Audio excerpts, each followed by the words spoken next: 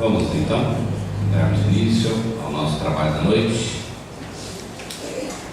agradecendo a presença de vocês, porque estamos comemorando 76 anos de atividades do Centro Espírita Luz e Verdade.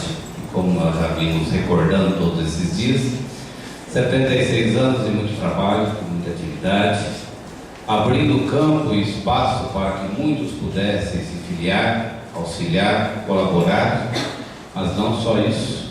Aqui muitas vezes encontramos os recursos para o nosso equilíbrio, para o nosso bem-estar, para podermos conseguir compreender e entender as dificuldades que a vida muitas vezes nos proporciona, né? Então nós encontramos meios e recursos para então nos fortalecermos. Mas além disso, quando nós aqui estamos e participamos desta casa, nós invariavelmente começamos com o tempo uma segunda etapa, que é auxiliar aqueles outros que também chegam. Então isso forma uma corrente de pessoas que estão interessadas em aprender, em colaborar, em auxiliar.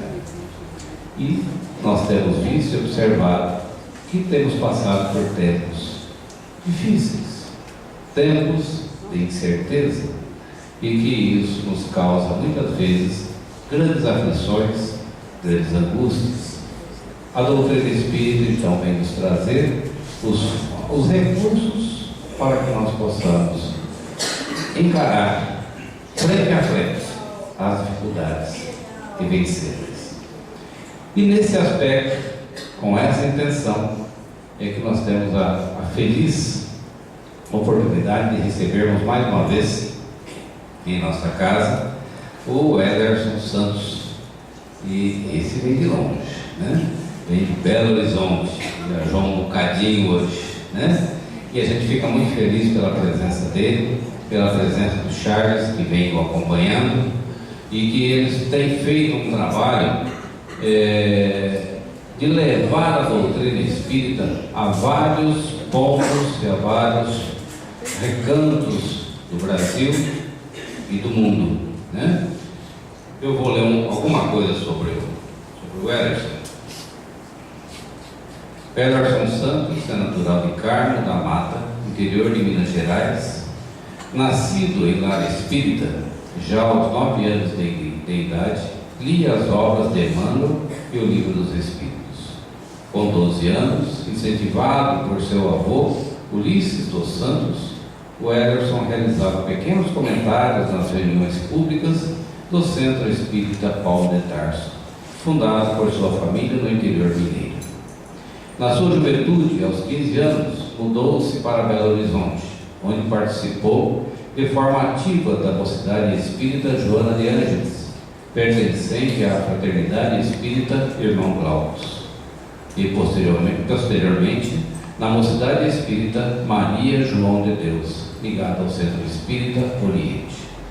Por orientação mediúnica do Espírito Irmão Glaucus, fez o curso de expositor. Após o benfeitor espiritual haver revelado-lhe a existência de compromissos com o movimento espírita, como palestrante e divulgador da doutrina.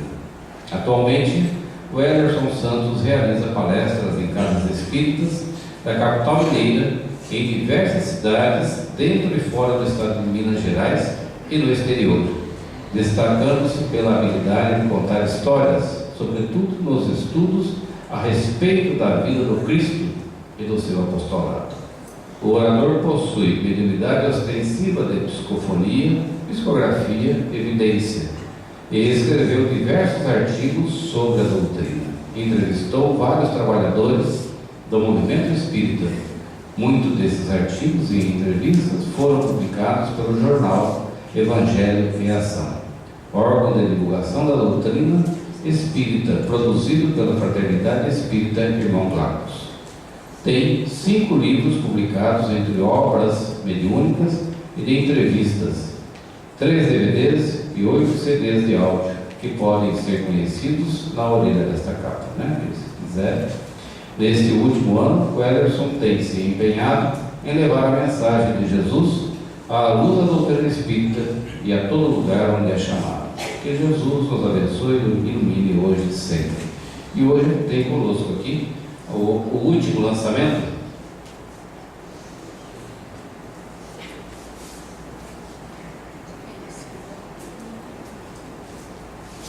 chamado A Cura Real, onde ele conta e analisa 27 casos de cura com Jesus Cristo, né? Muito interessante para nós podermos analisar e aprender.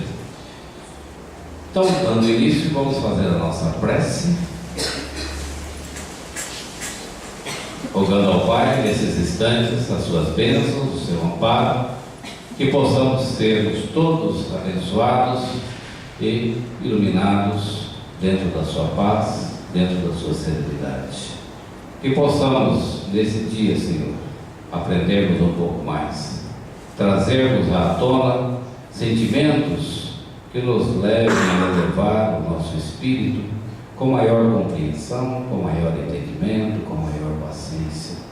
Abençoe os nossos lares, mas também abençoe todos aqueles nossos irmãos sofredores, todos aqueles que se encontram ainda envolvidos em distúrbios, em desequilíbrios, em transtornos de todas as espécies, encarnados e desencarnados, que cada um possa encontrar o seu caminho em Ti e que possa se fortalecer para o seu equilíbrio e melhor entendimento. Que assim seja, Senhor. E assim nós convidamos o Emerson para assumir a palavra.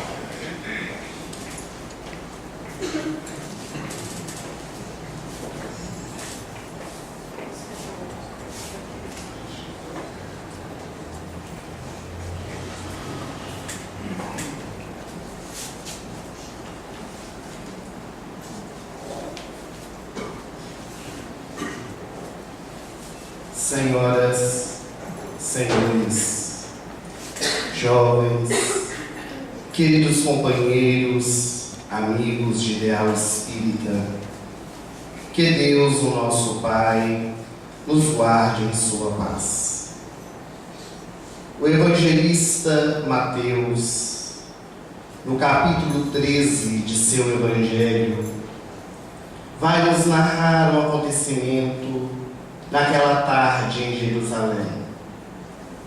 Jesus havia saído do templo acompanhado dos seus apóstolos. Ao descer as escadarias de mármore, algum deles lhe disse: Senhor, vê que belas são estas edificações. Estes grandes muros, esta bela construção, onde nos reunimos para adorar a divindade. Jesus olhou para os seus seguidores com imensa ternura e lhes disse: em verdade, eu vos digo que não restará pedra sobre pedra desta edificação. Os apóstolos entreolharam-se, não entenderam a mensagem que Jesus desejava trazer naquela tarde, quase noite. E ele convidou Simão Pedro, André, Tiago Maior e João para acompanhá-lo ao Monte das Oliveiras, onde faria as suas orações. Elevaria o seu pensamento a Deus para falar diretamente com o Pai. Quando subia o monte, no silêncio e na contemplação da natureza, eis que Simão Pedro, tomado de coragem, aproximou-se de Jesus e lhe redarguiu: Senhor, quando é que tudo isso acontecerá? Quando é que as pedras do templo, erguido pelo rei Salomão, irão derruir? E Jesus, contemplando ali no alto do monte a beleza da construção de Deus, a natureza, lhes diz: acautelai-vos, porque no transcorrer dos tempos, muitos homens e muitas mulheres se erguerão para falar em meu nome, e eles dirão: eu sou ele, mas não serão. Falsos cristos e falsos profetas se erguerão. Quando ouvirdes falar de guerras, de destruição, quando ouvirdes falar de fome, de miséria, de perseguição, não temais, porque isso será necessário, mas não será o fim. Ocorrerá terremotos, maremotos, grandes destruições, e muitos dirão: este é o fim, mas não será. Povos se erguerão contra povos, filhos se erguerão contra os seus pais, nações contra nações, mas mesmo assim, isso não será o fim. Muitos vos perseguirão, vos açoitarão por mim e por minha causa, mas eu vos digo que eles podem matar o corpo, mas não podem matar a alma. Aquele que porfiar até o fim, este sim será salvo. As palavras proféticas de Jesus vão se cumprir no transcorrer dos tempos, porque de fato o templo erguido pelo rei Salomão não restou pedra sobre pedra. Ele foi construído e reconstruído várias vezes, mas hoje na velha Jerusalém nós vamos encontrar apenas um muro, o Muro das Lamentações, o local mais sagrado do povo judeu. É o resto do templo do rei Salomão. No transcorrer dos tempos, povos se ergueram contra povos. Diversas guerras, duas principais que envolveram o mundo, trazendo lástimas, dores e sofrimentos. Pais estão se erguendo contra filhos, filhos contra pais. A época do nazismo, pais venderam as suas filhas por uma barra de chocolate para poderem se alimentar e sobreviver. Na atualidade, a grande mídia vai demonstrar tantos assassinatos, homicídios, onde os filhos se revoltando contra os pais os assassinam. Jesus também nos dirá acerca dos falsos cristos e dos falsos profetas, aqueles que eles se levantariam em seu nome para trazer boas novas, para trazer revelações, mas que na verdade não trazem mais do que as suas opiniões pessoais acerca da vida. O fato é que essas profecias ditas por Jesus aconteceram e estão acontecendo, e isto ainda não é o fim.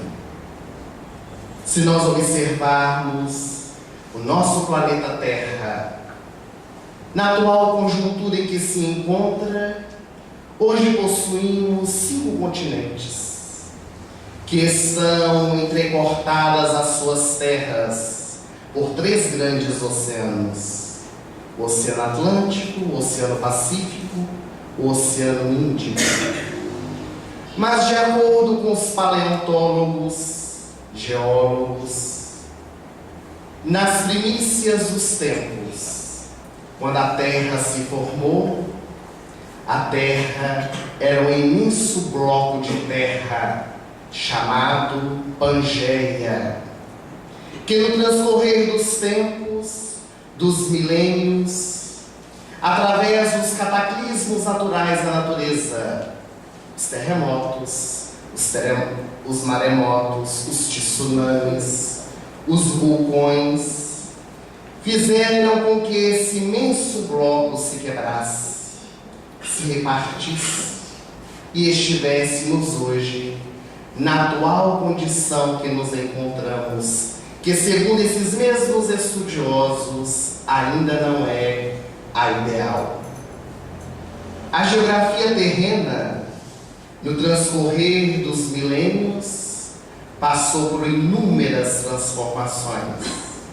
São dados científicos. Esses estudiosos, pesquisando o nosso solo, descobriram, por exemplo, que na Cordilheira dos Andes, nos seus locais mais altos, ali estavam incrustadas em suas rochas resquícios de animais marítimos, informando que numa época muito longínqua ali havia água.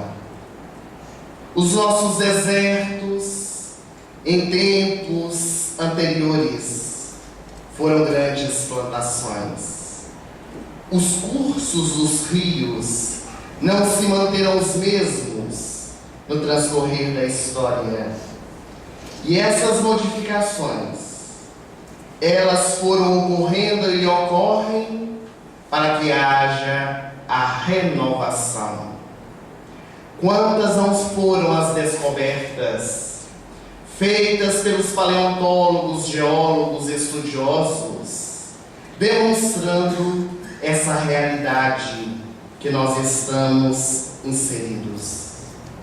Que força poderosa é esta que promoveu essas diversas transformações, renovações no nosso orbe terreno. A lei de destruição. Uma lei natural a que todos nós estamos vinculados. Allan Kardec, o preclaro codificador da doutrina espírita, na primeira obra da codificação, o Livro dos Espíritos, em sua terceira parte, vai apresentar no capítulo 6 a lei de destruição. É preciso que tudo se destrua para que haja a renovação. Lavoisier já dizia que na natureza nada se perde, nada se cria, tudo se transforma. Nosso vocabulário, embora seja muito rico, muitas vezes, no significado das suas palavras, não trazem o cerne da questão. Porque a palavra destruição, para os benfeitores espirituais, na verdade significa transformação, renovação, sair de uma condição para outra, sair de um ponto para um outro melhor. Se nós observarmos, por exemplo, uma diminuta semente que pegamos e plantamos debaixo do nosso solo, é necessário que ela se destrua para que de dentro dela saia o germe que vai nascer em forma de um broto.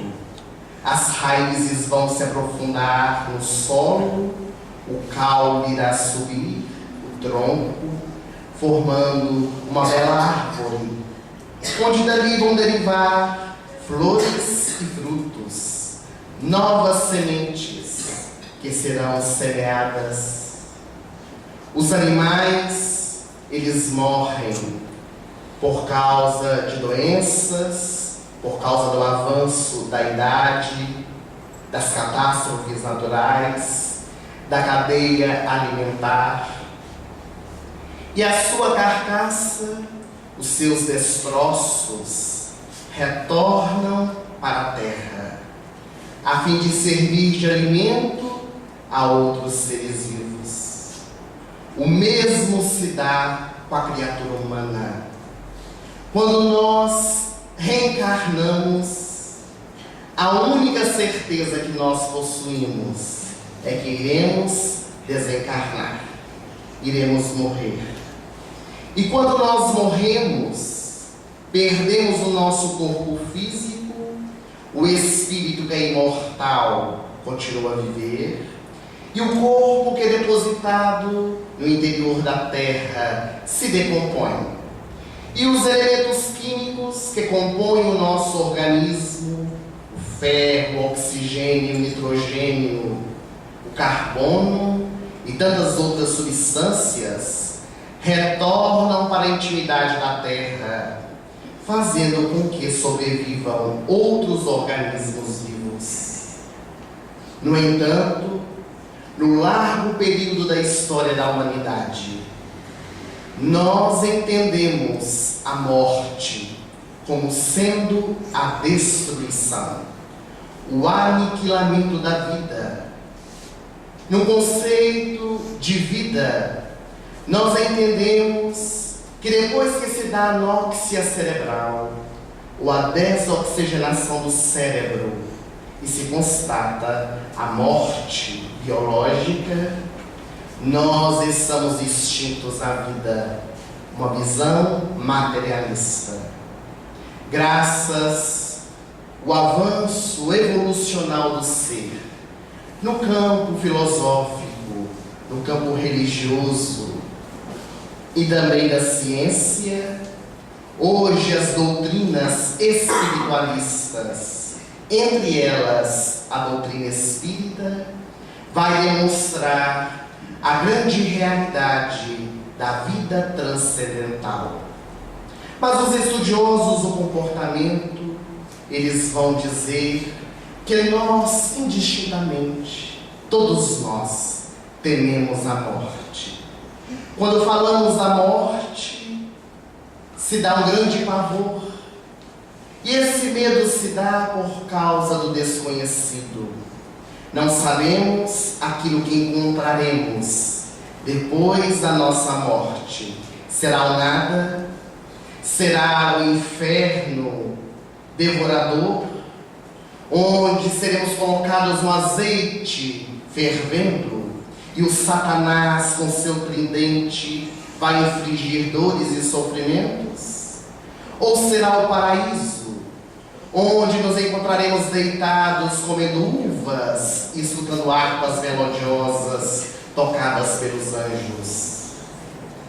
As doutrinas espiritualistas, e em especial o Espiritismo, vai nos demonstrar outra realidade, que nós somos o resultado daquilo que plantamos. E sabemos que a morte é apenas uma passagem, e que o Espírito, ele retorna, porque Jesus é o maior exemplo disso. No terceiro dia, depois que foi crucificado, ele retornou dentre os mortos, aparecendo a Madalena e a tantos outros em espírito, comprovando a imortalidade da alma. Mas se nós temos essa certeza de que a morte não existe, por que é que nós espíritas tememos a morte? Joana de Ângeles, pelas mãos de Divaldo Franco, ela vai dizer que nós espíritas tememos a morte por causa da nossa consciência. Nós temos medo do que vamos encontrar no mundo espiritual, sabedores que hoje estamos semeando para depois colher. Muitos de nós tememos aquilo que seremos cobrados pela nossa consciência do que poderíamos ter feito e não fizemos. As transformações, as mudanças. Porque quando falamos de transição planetária, a primeira transformação ocorre dentro e não fora, como muitos acreditam. A grande transição, nestes tempos de incerteza, ela se dá no nosso íntimo. E nós então nos desesperamos e atemorizamos perante a morte. Quando então nos depararemos com a barca de Caronte, na mitologia grega, na mitologia egípcia, que leva a criatura para o outro lado da margem, para o outro lado no mundo espiritual. Mas dia chegará em que a nossa consciência estará tranquila. Como os biógrafos de Francisco de Assis, que certa ocasião ele estava trabalhando no jardim, podando rosas, quando de repente Frei Leão, um dos seus seguidores, aproximou-se dele e disse: Pai Francisco, se tu soubesses que hoje iria morrer, o que tu farias? Ele parou de podar as rosas, olhou amavelmente para o seu seguidor e lhe disse: Eu continuaria a podar rosas.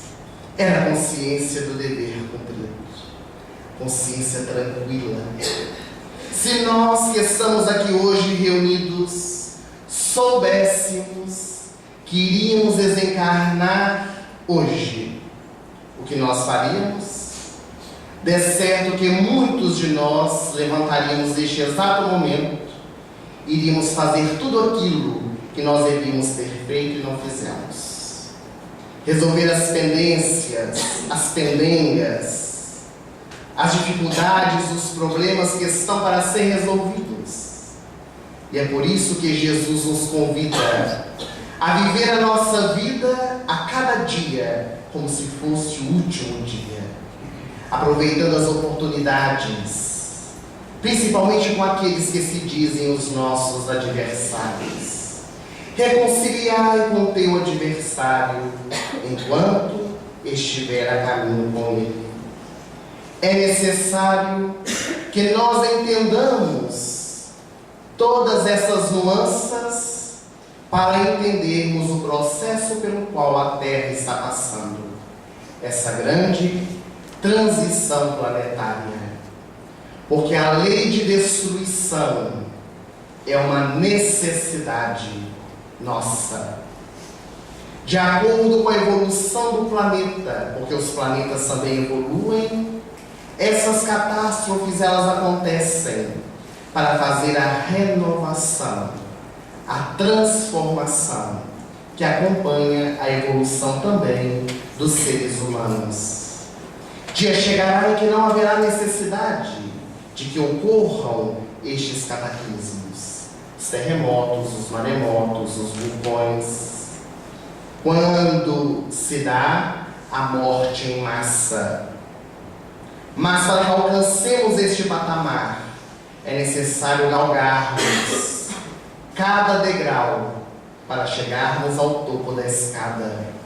Muitas vezes queremos chegar ao final da escada sem subir o primeiro degrau.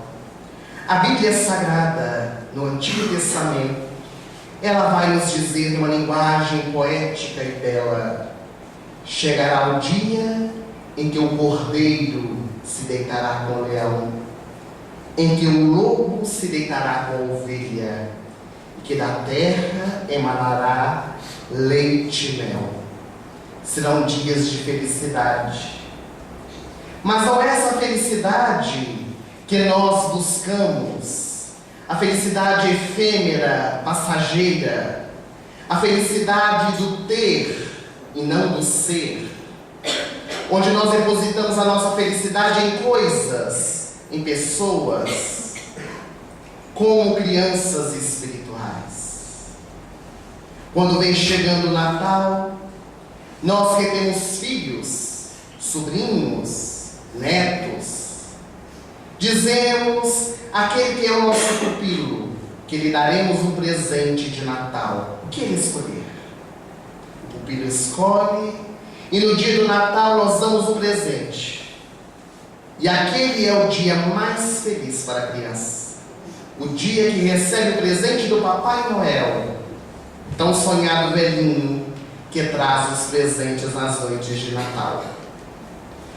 Quando abre o presente, se encanta, brinca por toda a madrugada, brinca no dia seguinte, no outro também. No terceiro dia, quando liga a televisão e vê um outro brinquedo, mais interessante do que aquele que ganhou, o que ganhou já não serve mais. A felicidade agora é ganhar o próximo, o que não tem. Assim somos nós, eternos e insatisfeitos com a vida. Divaldo Franco, o orador baiano, ele narra uma experiência pessoal nos idos tempos da sua juventude, quando ele trabalhava no órgão público. Ele tinha uma amiga jovem como ele, iniciante no espiritismo, inexperiente. Ele ainda não havia se enfronhado naqueles ditames deixados pelos benfeitores espirituais pelas mãos de Kardec.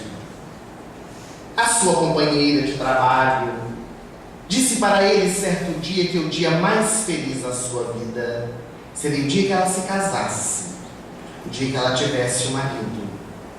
E ele, condoído, compadecido da amiga, começou a orar para que ela pudesse se casar. E certo dia, passado alguns meses, ela chegou trazendo para ele um convite de casamento. Ele assustou-se. A sua oração foi forte. É assim que nós dizemos. A oração foi atendida. E ela se casou. Se casou, foi para a lua de mel, voltou ao trabalho. No primeiro dia de trabalho, ela estava carrancuda. Sentou no seu birro para trabalhar. Ele achou estranho.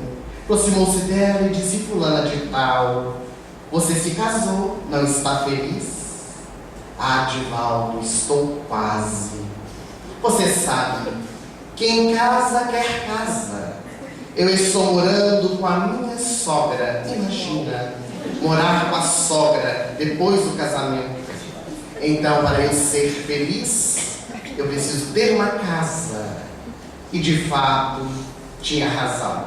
Quem casa, quer casa. E ele começou a orar para que ela pudesse comprar uma casa. E certo dia, ela chegou no serviço convidando-o para ir à sua casa. O marido havia comprado uma casa e ela daria um chá para os amigos do serviço. Ele tomou o endereço, foi no dia atrasado, na hora marcada, e quando chegou, ela estava à porta aguardando-o. Ele abraçou e disse: ah, minha amiga, agora você está feliz, tem marido, tem casa. Ah, Divaldo, estou quase. Você vê, eu moro muito longe do meu trabalho. Tenho que pegar 2 conduções para ir, 2 conduções para voltar. Isso não é vida. Não é vida viver dentro do ônibus, aqui na cidade do Salvador. Então, para eu ser feliz, eu tenho que ter um carro. Porque quem tem carro é feliz. E o Divaldo, na sua ingenuidade, começou a orar para que ela pudesse comprar um carro. E certo dia ele desceu do ônibus, porque ele nunca teve carro, e ela desceu do carro, com a chavinha balançando na mão. Ah, Divaldo, foi o meu marido que me deu. Você agora está plena. Plena de felicidade, tem marido, tem casa, tem carro. Ah, estou quase. Quem casa quer ter filhos. E eu estou orando. Ela havia evoluído. Eu estou orando. Porque eu agora quero ter um filho e depois uma filha. E não é que a divindade foi condescendente para com ela? Deu para ela um filho. Depois de 2 anos ela teve uma filha. E no dia que ela teve a filha, Edivaldo foi visitá-la. Levou uma corbelha de rosas, lhe deu e disse: ah, agora você está planificada na felicidade. Tem marido, tem casa, tem carro, tem um filho, tem uma filha. Está feliz, não é verdade? Quase. Porque quem tem filhos tem preocupações. Eu só serei feliz se o meu filho for gerente do Banco do Brasil e a minha filha da Caixa Econômica Federal. E ele aprendeu com a vida. de que a felicidade, conforme diz Vicente de Carvalho, poeta, é um pomo que nós sempre pomos onde não estamos. Nós sempre queremos aquilo que não temos, e quando alcançamos, já não nos serve mais. Em tempos de transição planetária, é preciso nós valorizarmos o que a vida nos oferece. Aquilo que temos em nossas mãos, para podermos evoluir, podermos crescer, nos tornar melhores do que ontem e melhores do que hoje e amanhã.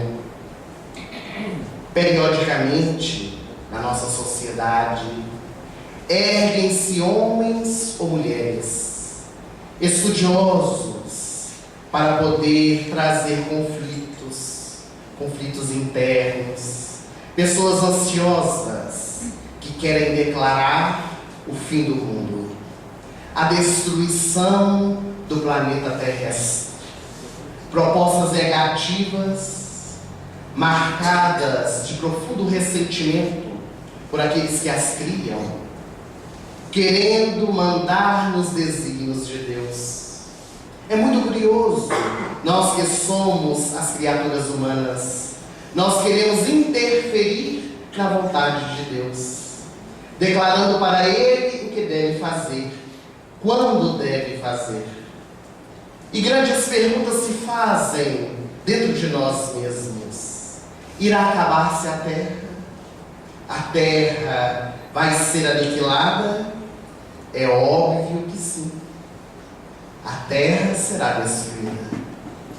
Tudo que é matéria acaba. Tudo que é matéria é perecível. Mas daí, nós marcarmos dia, horário, tempo, a uma larga distância. É querer interferir nos desígnios de Deus. Se nós não vivenciamos ainda a regeneração, se nós não vivenciamos aquelas profecias do Antigo Testamento, do leão se deitar com o cordeiro, do lobo se deitar com a ovelha, de existir felicidade na terra, como é que a terra poderá ser destruída? É preciso nós avaliarmos. E agora, na atualidade, nós temos vivenciado a grande tormenta, advinda através de alguns estudiosos do calendário maia.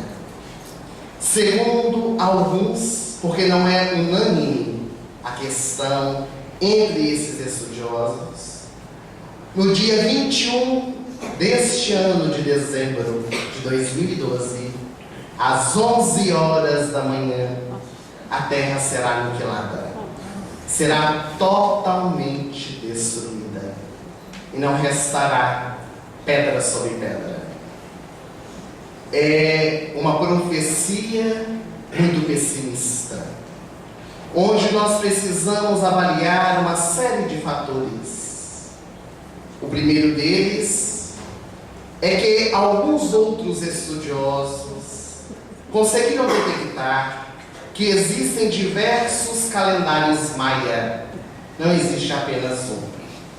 Este, em que alguns estudiosos se baseiam, que está pautado nos astros, quando o povo maia, um grande povo que governou a terra, fizeram as suas previsões, dizem eles que no dia 21 de dezembro de 2012, essas previsões são estagnadas. Muito bem, as previsões do calendário maia terminam no dia 21 de dezembro de 2012. E onde está dizendo que a terra foi destruída? É uma conclusão que se tira. Porque mesmo o povo maia sendo um povo tão grandioso como foi, seria impossível eles fazerem previsões para a eternidade. Não seria possível eles estabelecerem diretrizes para a terra ao infinito. Allan Kardec nos explica isso muito bem em O Livro dos Espíritos, quando ele fala acerca da previsão do futuro. E ele dá uma análise da seguinte forma, muito didática. Um homem subiu uma montanha e agora ele se encontra no alto dela. Lá de cima, ele olha para baixo e vê alguns homens que estão subindo, estão lá no sopé da montanha. Aquele que está em cima, no alto, ele consegue prever todas as dificuldades pelas quais aqueles que vão subir vão enfrentar. É uma visão que está acima. Mas mesmo essas previsões, elas podem se modificar de acordo com a força de cada viajante, com as dificuldades que cada um enfrentará naquela caminhada. É apenas uma previsão que pode ou não se concretizar. Os espíritos superiores, eles conseguem prever alguns dos acontecimentos da nossa vida. Mas como o nosso destino não está traçado, ele está delineado, nós podemos modificá-lo a qualquer instante, através das nossas escolhas, do nosso livre-arbítrio. Eles não podem enfatizar que irá acontecer. Assim também se dá com o planeta terrestre. Graças à evolução da ciência, hoje, por exemplo, o telescópio Hubble, ele constantemente envia fotos de planetas, galáxias que são engolidas por buracos negros e outras tantas que são surgidas, que nascem, surgem do universo sem fim. É algo natural da vida. Mas nós nos desesperamos diante de tais previsões, porque a morte, conforme já vimos, é o desespero da criatura humana, é o grande temor, porque seria o aniquilamento da vida. O que é certo, e isso é unânime entre todos, inclusive com os benfeitores espirituais, é que no ano de 2012, o nosso ano, ainda ocorrerão muitas catástrofes, porque está havendo um alinhamento dos astros no nosso cosmos. E como nós sabemos que os astros eles influenciam nos fenômenos da natureza, será natural que eles ocorram. A Lua comanda as marés. É muito natural que os terremotos, os maremotos, os vulcões, as chuvas torrenciais, elas aconteçam por causa dessa conjunção e também da influência da criatura humana na atmosfera, através das suas escolhas, através do nosso livre-arbítrio. É necessário que isso ocorra para que haja a renovação. Como outrora ocorreu, segundo nos informa Emmanuel, no livro O Caminho da Luz, com a constelação do Cocheiro, ou o sistema de Cabra, no planeta Capela, quando passou por um processo de transição, de transformação, como a Terra está ocorrendo. E os espíritos que não estavam condizentes com a evolução daquele planeta foram convidados a serem retirados dali e virem para a Terra, um planeta à época primitivo, a fim de alavancar o progresso do nosso planeta terrestre. No livro A Caminho da Luz, Emmanuel nos conta com riqueza de detalhes as 4 grandes civilizações que surgiram a partir dessa migração de almas de Capela para a Terra. Os egípcios, os hebreus, os indo-europeus e os hindus. No Evangelho segundo o Espiritismo, no capítulo 3, Kardec, tomando de uma das frases de Jesus que diz: há muitas moradas na casa de meu Pai, ele vai estabelecer o progresso dos mundos. Quando sai da primitividade, passa para o mundo de provas e expiações, que é o que nós vivenciamos, para a regeneração, ditosos e felizes. Nós ainda estamos no terceiro degrau, já estamos querendo ser destruídos, quando ainda falta tanto a caminhar, tanto a prosseguir para atingirmos o cume dessa escada evolutiva. É preciso nós avaliarmos sobre aquilo que estamos fazendo na nossa vida. Os flagelos, diz o livro dos Espíritos, existem como uma necessidade, mas a nossa visão apequenada, ela traz o temor, a revolta, porque numa catástrofe não é uma vida, às vezes são milhares de vidas. E alguns questionam, mas por que isso acontece? Por que é que numa catástrofe morrem pessoas boas e pessoas más? Porque ali no meio existem diversos tipos de indivíduos. É porque ainda nós não entendemos a justiça divina. Nós ainda não concebemos dentro de nós que Deus dá a cada um segundo as suas obras e que o acaso não existe. O acaso é aquilo que Deus programou adredemente para que estivéssemos no lugar certo, com as pessoas certas, na hora exata. Ninguém morre fora da hora, a não ser que opte pelo suicídio, direto ou indireto. Mas nós só desencarnaremos no momento exato que a divindade nos chamar. Os biógrafos de Chico Xavier nos contam uma história muito peculiar. Ele tinha um amigo quando morava em Vila Leopoldo, que possuía uma pequena fazenda. Quando podia, ia visitá-lo. Certo dia em que havia caído uma tempestade torrencial em Vila Leopoldo, ele foi visitá-lo. E quando lá chegou, o amigo estava acabrunhado, estava triste, meio choroso. E Chico, na sua bonomia, e disse: mas meu amigo, o que foi? Não sei como vou te contar, porque a tristeza invade o meu coração. Chico logo ficou preocupado: mas o que foi? O meu gatinho de estimação. Ele morreu. Ele estava sentado na varanda, lendo um livro, quando uma grande tempestade se fez, essa que caiu logo há pouco. E sem que eu esperasse, de repente, um raio atingiu o meu gatinho. E ele morreu. Morreu na hora, Chico. Como eu vou viver sem o meu gatinho, Chico? E Chico se condoeu, porque ele também era um amante dos animais. E ele disse: não chore, meu irmão. Vamos fazer uma prece.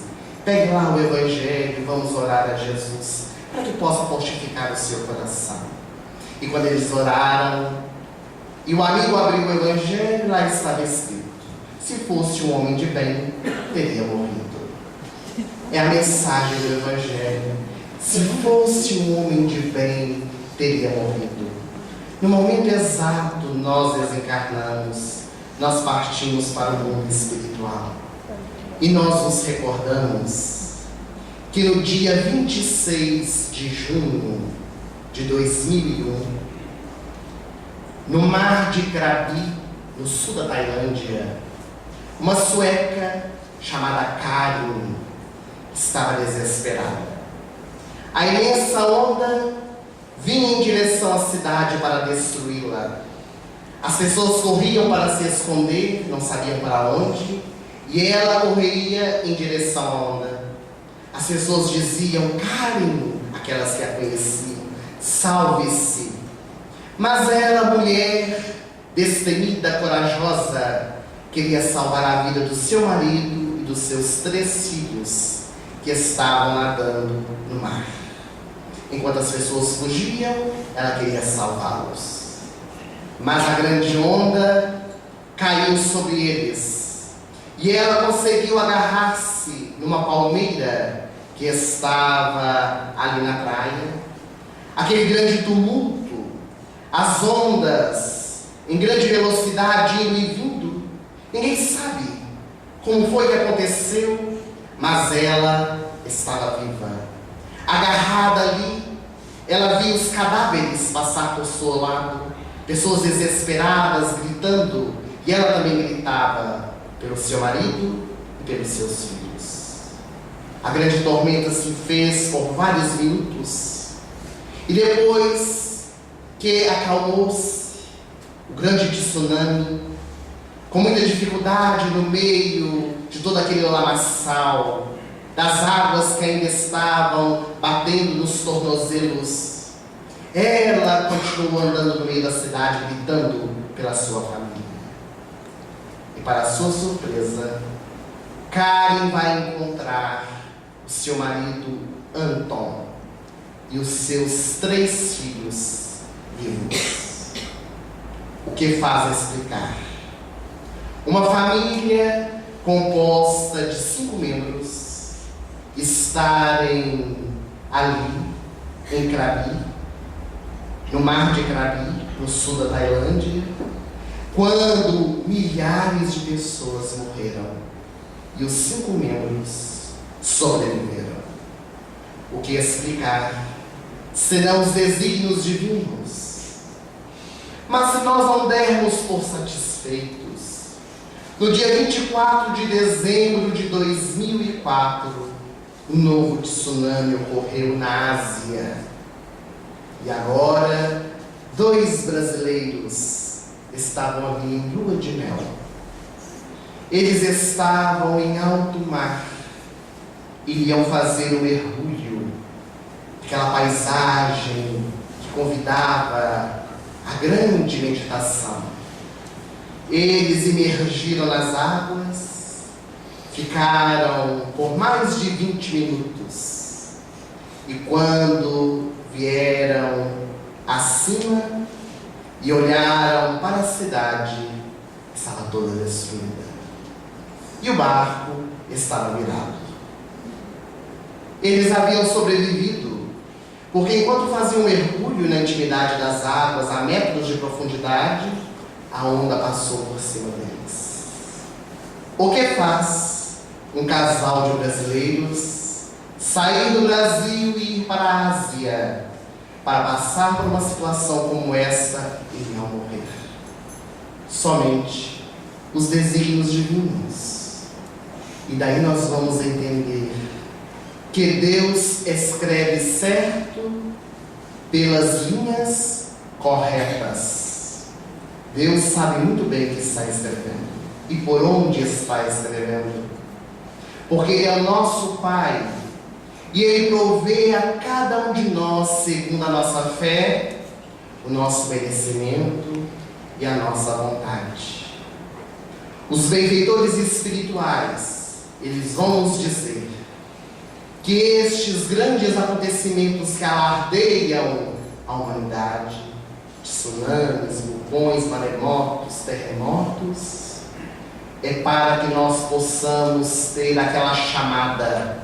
A divindade aproveita estes momentos naturais para que nós possamos cair dentro de nós mesmos. Porque a Terra, segundo os estudiosos, era uma imensa bola de fogo que se foi resfriando. E no interior dela ainda temos uma grande quantidade de energia para ser expelida. É como se fosse uma grande panela de pressão, onde precisa ter um orifício para que se saia o vapor. E esse vapor são muitas vezes os vulcões que entram em erupção. Quando nós vemos a lava descendo pela encosta de uma montanha e destruindo a natureza e ceifando centenas de vidas, nós dizemos que horror. Mas é para que não ocorra algo pior. É uma válvula de escape para que não haja uma grande explosão. André Luiz, o benfeitor espiritual, pelas mãos de Chico Xavier, no livro A Vida no Mundo Espiritual, a série A Vida no Mundo Espiritual, vai nos dizer por diversas vezes que as chuvas torrenciais, as tempestades elas são necessárias para lavar os miasmas da terra. O nosso pensamento contamina a atmosfera, os nossos pensamentos negativos, porque, segundo os estudiosos, nós temos por dia em torno de 70 mil pensamentos, e que a maioria deles, mais de 70%, são negativos, repetitivos, que não têm significado algum. Isso tudo envia para a atmosfera as vibrações negativas.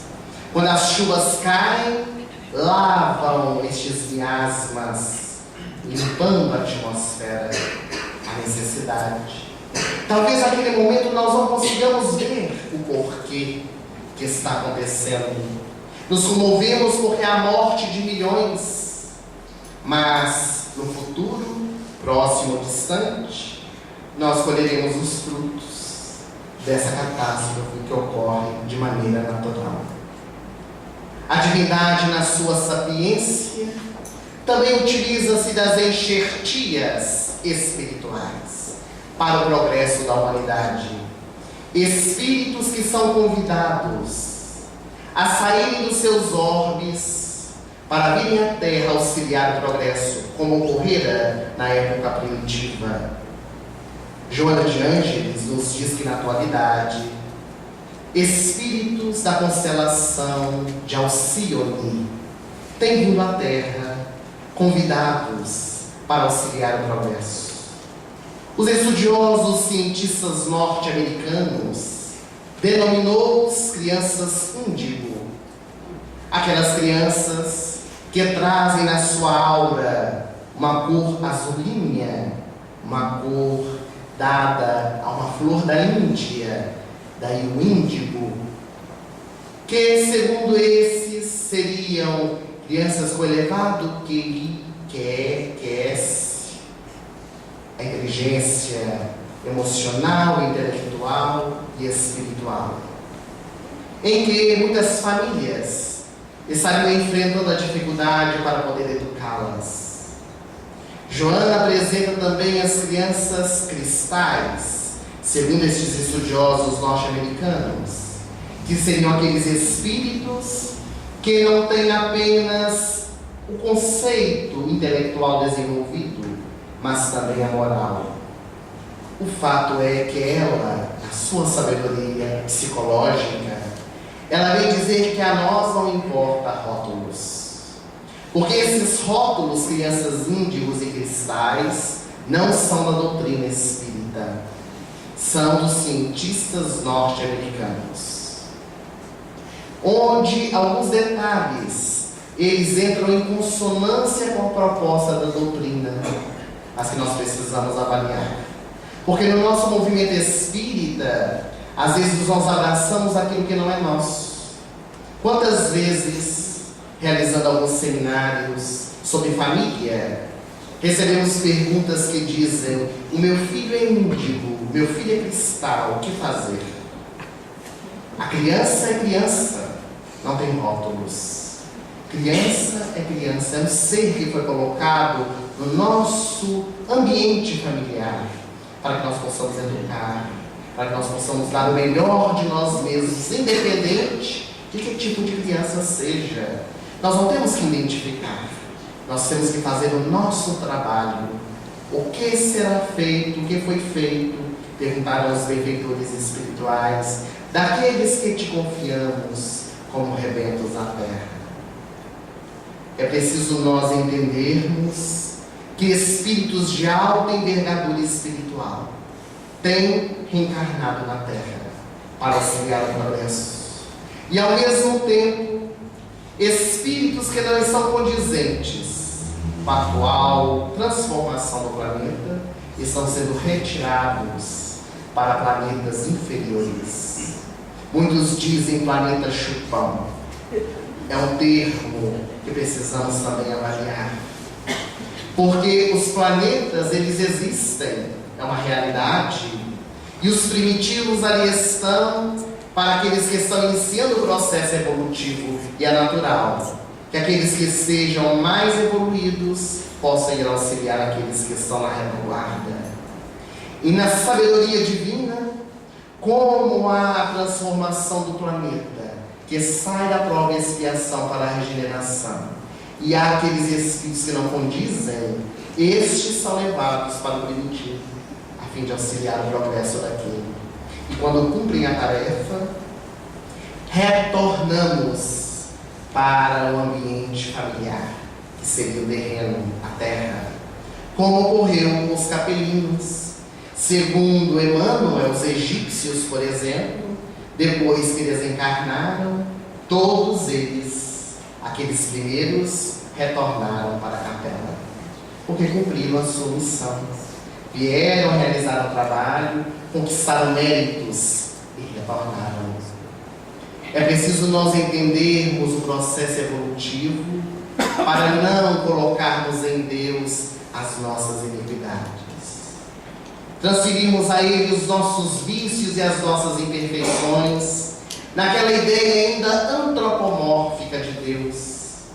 Porque muitos de nós ainda acreditamos que Deus é aquele velhinho de longas barbas brancas com cajado na mão, que escolhe quem entra e quem não entra no reino dos céus. Deus é amor, Deus é Pai, Deus é misericordioso, justo e bom, dá a cada um de nós segundo aquilo que nós precisamos e necessitamos para a nossa caminhada.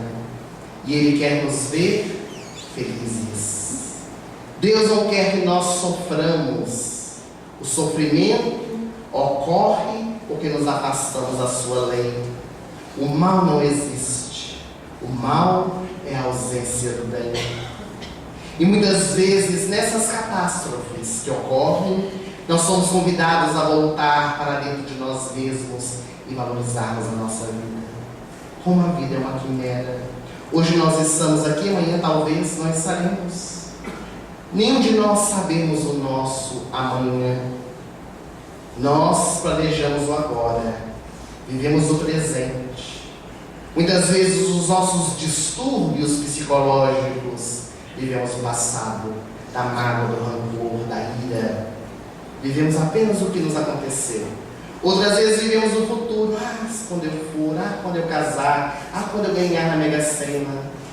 Mas esquecemos o presente, do agora, do hoje. Esse sim nós podemos modificar. Nós podemos transformar para que a nossa manhã possa ser muito mais feliz. Porque às vezes nós somos tão apequenados que na nossa vida nós não conseguimos enxergar o nosso próximo, aquele que está mais próximo. E quando ocorre o tsunami, a sociedade se une e manda medicamentos, manda alimentos, manda vestimentas para o outro lado do mundo, onde nós sequer conhecemos aquelas criaturas. O que é muito louvável, porque estamos desprendendo do que é nosso em favor de outrem. Mas essa mesma criatura que abriu seu guarda-roupa e tirou uma vestimenta para dar a alguém desconhecido, não consegue ver o familiar que está do seu lado acamado, com melancolia, com depressão, necessitando de um abraço, de um carinho, de um beijo, de uma palavra amiga. É porque nós queremos fazer o muito sem fazer o pouco. E para ser fiel no muito, é preciso primeiramente ser fiel no pouco. De nada nos adiantará salvar o mundo e perder a nossa alma, já nos dizia Jesus. Portanto, neste tempo de avanço tecnológico, onde a criatura viajou para o macrocosmo, para o microcosmo, é necessário que nós viajemos também para dentro de nós mesmos e reconheçamos a nossa realidade. Quando tantas conquistas exteriores e uma colheita tão parca de paz, uma colheita tão pequena de sentimento, de amor, porque ainda vivenciamos o amor egoísta, o amor de posse, o amor de troca, o amor-paixão. E a proposta da grande transição planetária, que nós voltamos a afirmar, não é a de fora, porque a de fora ocorrerá naturalmente, pelos fenômenos da natureza. Mas a grande transição, que é a de dentro, ela ocorre segundo a nossa vontade. No momento que nós desejarmos e quisermos levantar e seguir Jesus, porque a mão do Mestre está estendida, e Ele nos disse que nenhuma das suas ovelhas se perderia. Enquanto houvesse uma ovelha desgarrada, Ele deixaria as 99 para buscar a que se perdeu. Mas o pastor que cuida das suas ovelhas é muito interessante, porque quando uma ovelha se desgarra do rebanho e vai perdida, ele a procura e com muito carinho afaga no seu colo a ovelha desgarrada, traz de volta e coloca no rebanho.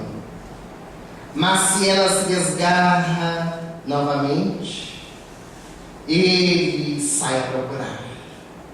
E agora põe no seu colo, aperta com um pouco mais de força e coloca no meio do rebanho.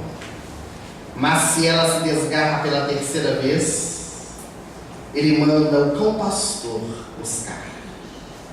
E o cão pastor busca. Ele morde a ovelha sem machucá-la, para que ela possa voltar ao rebanho e aprender com a dor que é preciso permanecer ao junto dos seus. Assim acontece conosco. Pela nossa ignorância, nós desgarramos do rebanho. O Pai amoroso nos pega no colo, nos traz de volta. Desgarramos novamente, por causa das nossas iniquidades, dos nossos vícios. O Pai amoroso vai, nos dá um aperto e nos traz de volta. Mas quando a terceira vez se sucede, ele manda o cão pastor, a bendita dor que chega como um aguilhão para nos trazer de volta aos braços do amor. E quando nós reconhecemos o amor em plenitude, nós fazemos essa grande transição. Nós despertamos interiormente a luz que jaz latente dentro do nosso ser, porque nós somos seres lucigênetos. Somos e trazemos conosco uma centelha divina, e é por isso que Jesus disse: vós sois a luz do mundo, brilhai a vossa luz onde estiver, não colocai debaixo do alqueire, mas colocai sobre ele, para iluminar o vosso caminho e daqueles que estão à sua volta. Para nós finalizarmos as nossas colocações dessa noite de hoje, sobre este tema, transição planetária, nós gostaríamos de nos recordar de Jesus, porque Ele sempre será o nosso modelo e guia, o governador espiritual do nosso planeta, que desde os primórdios tem trabalhado incansavelmente para que nós possamos desenvolvermos e alcançarmos a nossa plenitude. Narra Jesus que o reino dos céus é comparado a um senhor e rei que tinha uma imensa vinha, que possuía imensos campos a serem trabalhados. E certo dia, à primeira hora do dia, ele saiu andar pela cidade e encontrou alguns homens que estavam sem o que fazer e os convidou para trabalhar na sua vinha. E eles, sem pestanejar, foram, porque nada faziam. À terceira hora, aquele rei e senhor resolveu dar mais uma volta na cidade. Encontrou alguns homens assentados na praça, dialogando, conversando, jogando, e quis saber deles. Por que estavam ali? Por que não estavam trabalhando em sua vinha, Senhor? Porque ninguém nos assalariou. Então, eu vos assalario. Vá trabalhar na minha vinha. E eles se foram. E o Senhor e Rei foi à 6ª hora, à 9ª hora, E à 11ª hora, faltando 1 hora para terminar o expediente, ele encontrou alguns homens que também estavam sem trabalhar. E não é porque estavam ociosos, não desejavam trabalhar porque não haviam sido convidados. E então, eles foram trabalhar. Ao final do dia, quando todos os trabalhadores se reuniram diante da imensa casa do Senhor, ele chamou aquele que era o responsável pelo departamento financeiro da sua fazenda, da sua vinha, e disse: pagai agora os trabalhadores e começai dos últimos. Eu lhes comprometi a pagar 1 denário pelo serviço de hoje. E então, conforme a ordem dada, aquele que era o responsável pelo departamento começou a pagar, a começar dos últimos, dando-lhes 1 denário. Chamou os da 9ª hora, os da 6ª, os da 3ª. E quando chegaram à 1ª hora, eles já haviam visto que todos os outros ganharam 1 denário. Eles também ganharam e se revoltaram. Mas, Senhor, nós estamos trabalhando desde o início do dia. Esses chegam no fim e ganhará o mesmo que nós. E então o Senhor olhou para eles e disse: por que maldizei meu nome? Acaso não posso fazer com a minha riqueza o que me aprouver? Eu não fui justo contigo? Não paguei o denário que te prometi? Aí está. Ao outro eu pago o que me aprouver. Porque em verdade eu vos digo que os últimos serão os primeiros. Nós somos os trabalhadores da última hora. Nós somos os convidados a trabalhar na vinha do Senhor. Não importa a hora que chegamos, não importa o momento que acordamos, o importante é cair em si, levantar-se, prosseguir, trabalhar, servir, modificar-se interiormente. O importante é estar vestindo a túnica nupcial. O importante é nós voltarmos do caminho de enganos, de vícios, de imperfeições, aos braços do Pai. De onde nós saímos e para onde nós regressaremos, com o nosso próprio esforço, com o nosso próprio trabalho e com a nossa vontade.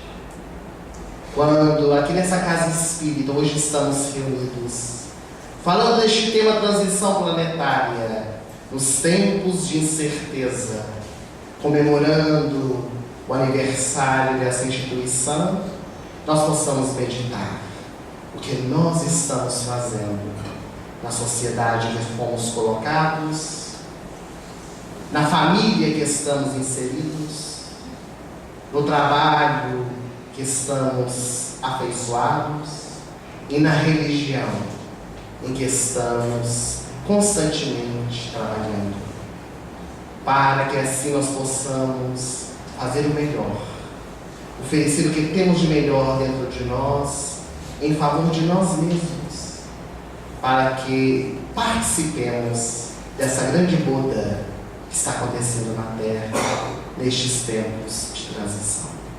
Que Jesus possa nos abençoar, nos fortalecer em nossa caminhada, para que nós sejamos dignos de participarmos dessa grande festa espiritual.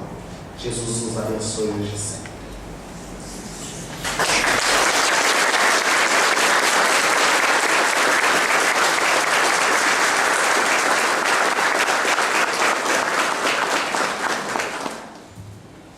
Muito bom. Nós ficamos muito gratos pelas palavras do Ellerson, que nos trouxe reflexões sobre o momento de transição ao qual todos nós invariavelmente estamos passando, né?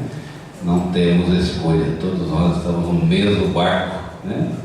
E com a graça de Deus, com a nossa luta interior, com a nossa perspectiva de transformações e de entendimentos, poderemos passar por essas tormentas e sairmos de cabeça em pé, ou melhor dizendo, com o equilíbrio necessário.